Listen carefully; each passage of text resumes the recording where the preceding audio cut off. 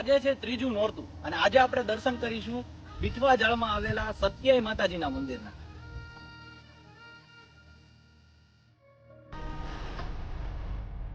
માંગરોળિયા પરિવારનું આસ્થાનું કેન્દ્ર એટલે સત્યાઈ ધામ.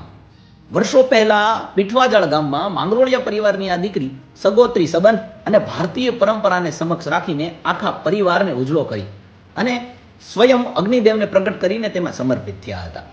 આજે પણ માતાજીના શરણે જે કોઈ પણ આવે માતાજી એમની બધી જ મનોકામનાને પૂર્ણ કરે છે. સત્યાઈમાનું આ મંદિર અમરેલીથી આશરે 10 કિલોમીટરના અંતર ઉપર આવેલું છે. તો બોલો જય સત્યાઈમા.